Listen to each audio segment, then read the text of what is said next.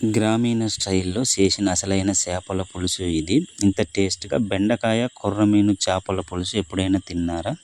అందరికీ నమస్కారం. నేను శివకుమార్ మడగల.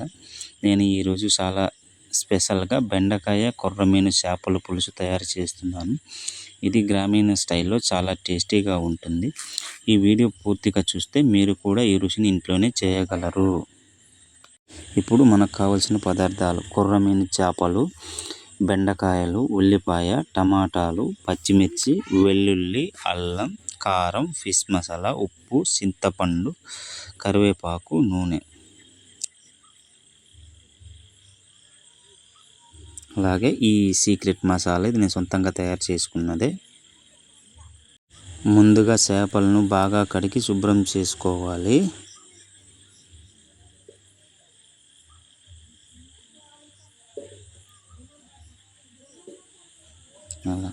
అలాగే బెండకాయలని, ఉల్లిపాయలని, టమాటాలని ముక్కలుగా కట్ చేసి పక్కన పెట్టుకోవాలి. ఇలా పెట్టుకున్న వాటిలో ఉల్లిపాయ అండ్ పచ్చిమిర్చి, టమాటా, అల్లం వెల్లుల్లి, బెండకాయ ముక్కల్ని నేను కట్ చేసి పక్కన పెట్టుకున్నాను.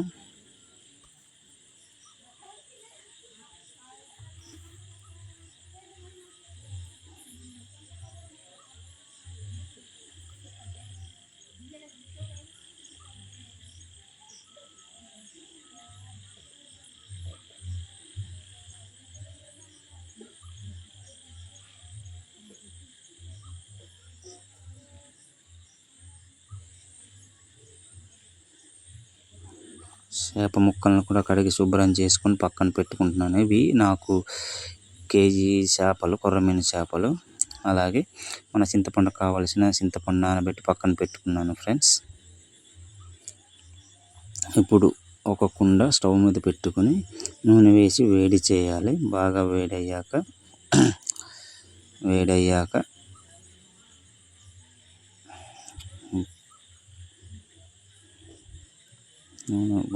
కుండలో నూనె వేస్తున్నాను. ఇప్పుడు నూనె వేడయ్యాక నేను ఏదైతే మనం కట్ చేసుకున్న ఉల్లిపాయ ఉందో ఉల్లిపాయ, బెండకాయ, పచ్చిమిర్చి ఉంది, అది వేసుకోవాలి. వేసి బాగా వేయించుకోవాలి.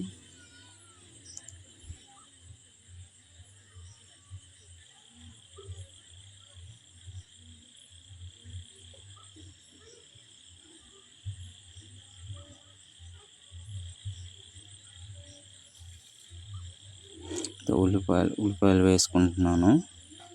ఉల్లిపాయలు వేసుకున్నాక బాగా వేయించుకోవాలి.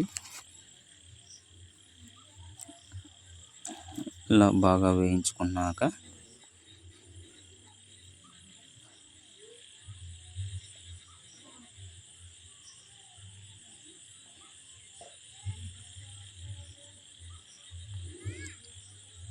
ఇప్పుడు పచ్చిమిర్చి వేసుకోవాలి.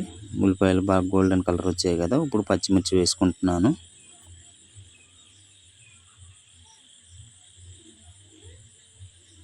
పచ్చిమిర్చి వేసి ఇలా గరిటెతో కలుపుకోవాలి. కలుపుకున్నాక మళ్ళీ ఇప్పుడు టమాటా అండ్ బెండకాయ రెండు కలిపి వేసుకొని బాగా వేయించుకోవాలి. ఫ్రెండ్స్, ఇలా వేసుకోవాలి. ఇలా వేసుకున్న దాన్ని ఒకసారి గరిటెతో అలా కలియబెట్టుకోవాలి. కలియబెట్టుకున్నాక ఇప్పుడు వీటిని బాగా మెత్తగా ఉడకనివ్వాలి.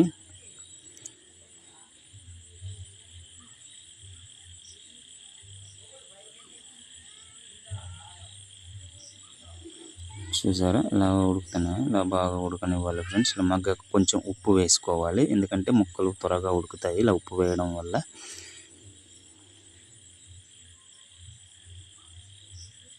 ఇప్పుడు కొంచెం కారం, పసుపు అన్ని కలిపి ధనియా పౌడర్ కూడా వేస్తున్నాను. చూడండి, ఇది అదే వేసాక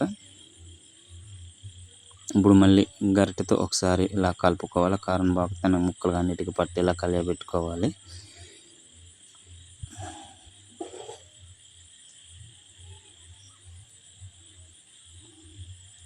అలా బాగా కలుపుకున్నాక ఇవి రోస్ట్ అవుతాయి. బాగా బెండకాయ ముక్కలకి అన్నిటికీ కారం బాగా పడుతుంది. కారం ఇలా పట్టాక మనం ఇప్పుడు రెడీగా చింతపండు పిసికి రసం తీసుకున్నాం కదా, అది దీంట్లో వేసుకోవాలి. చూసారా ఇలా తిరుగుతుంది కదా, దీంట్లో చింతపండు రసం వేస్తున్నాను.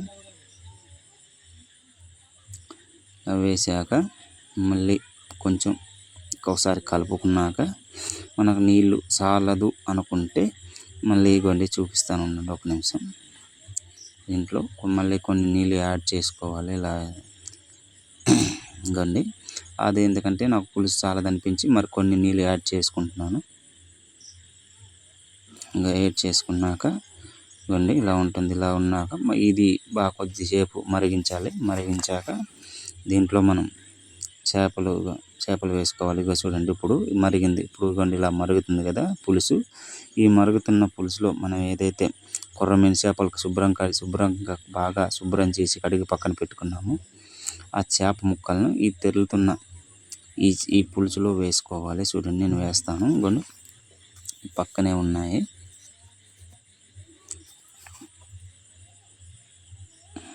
ఇలా బాగా తెరిలాక అలా చేప ముక్కలు ఒకటి ఒకటి వేసుకోవాలి. చూడండి నేను వేస్తున్నాను కదా, అలా వేసుకోవాలి.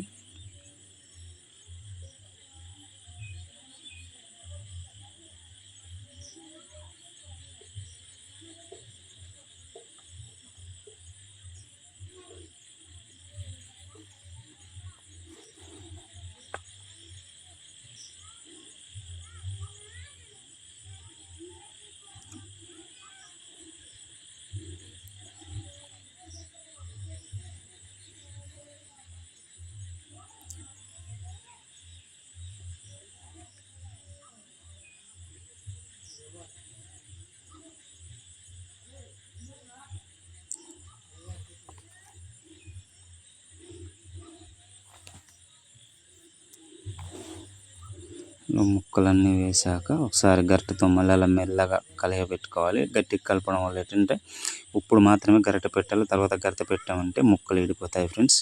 కనుక ముక్కలు ఈ విధంగా కలుపుకున్నాక ఇవన్నీ చూసారా ఇలా తిరుగుతుందో ఇలా 10 నుంచి 15 నిమిషాలు మరిగితే మన సూపర్ టేస్టీ చేపల పులుసు రెడీ. ఇలా గ్రామీణ స్టైల్లో చేసిన చేపల పులుసు, ఇలా గ్రామీణ స్టైల్లో చేసిన బెండకాయ కొర్రమీను చేపల పులుసు వేడి అన్నం తింటే రుచి ఇంకో లెవెల్ ఉంటుంది. మీరు కూడా తప్పకుండా ట్రై చేయండి. ఈ వీడియో మీకు నచ్చితే లైక్ చేయండి, నా ఛానల్కి సబ్స్క్రైబ్ చేయండి. మరిన్ని మంచి రెసిపీల కోసం ఫాలో అవ్వండి.